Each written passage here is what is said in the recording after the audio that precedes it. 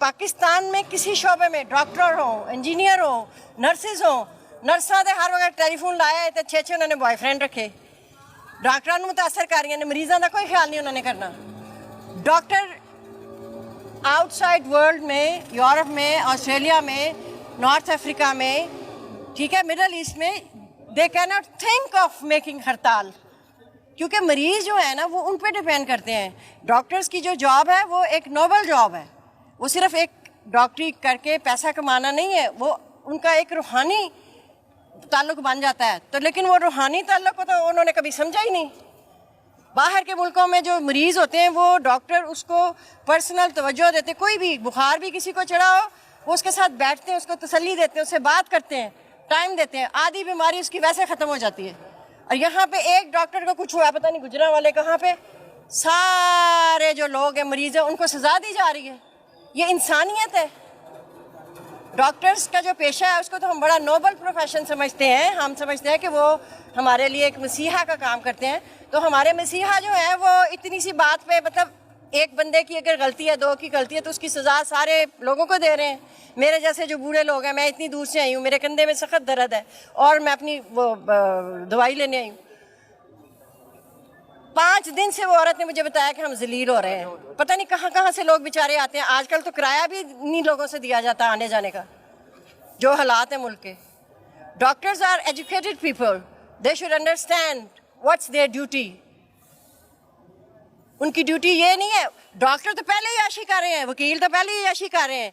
यहाँ पर गवर्नमेंट के जो ऑफिसेज हैं वहाँ पर छुट्टी अगर 3-4 बजे होनी है, डॉक्टर साहिबान तो 12 बजे ही कह देते हैं अपने अमले को अगर मरीज ना लो, और 1 बजे से पहले डॉक्टर साहब फरार हो जाते हैं। ये मैंने हर हॉस्पिटल में देखा है, जनरल हॉस्पिटल में, जिनाह हॉस्पिटल में, जितने पब्लिक हॉस्पिटल्स हैं, सर्विसेज हॉस्पिटल में, और प्राइवेट हॉस्पिटल्स के डॉक्टर तो हैं ही बदमाश और चोर।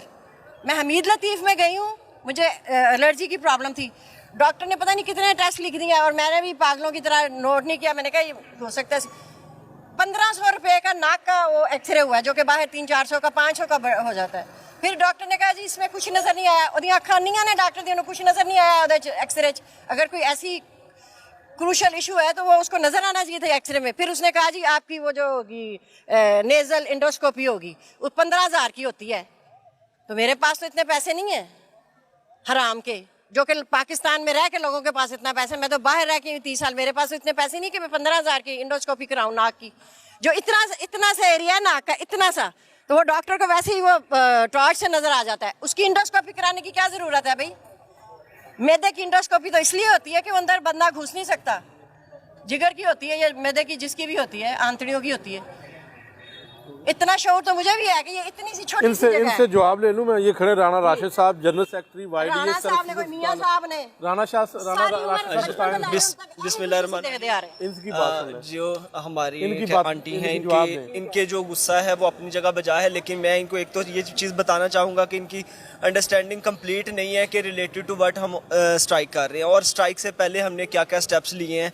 और साथ ही इन्होंने कोट किया है, यूके में भी पिछली दफ़ा आपने कवर भी किया था, यूके में भी स्ट्राइक होती रही है, वहाँ पे लोग सिर्फ अपनी तनख्वाह के लिए निकलते रहे हैं, उस वजह से भी उन्होंने वहाँ पे डॉक्टर्स ने स्ट्राइक किया है। लेकिन यहाँ पे तनख्वाह के लिए हम नहीं निकले, यहाँ पे हम उस निज़ाम के ख़िलाफ़ निकले जिसकी वजह से इसकी जड़ें आज तक ठीक नहीं हो सकी। सिर्फ हॉस्पिटल है जहाँ पे आप देख सकते हैं, एक काउंसलर से लेके MNA तक, एक डिप्टी सेक्रेटरी से लेके चीफ सेक्रेटरी तक, हर बंदा विजिट कर रहा है और बिला तातुल विजिट कर रहा है, फिर भी अगर यहाँ पे निज़ाम ठीक नहीं हो रहा तो इसकी वजह क्या है? इसकी वजह बेसिकली हमारा ये अफसरशाही का रवैया है जो पिछले 75 सालों से ठीक नहीं हुआ।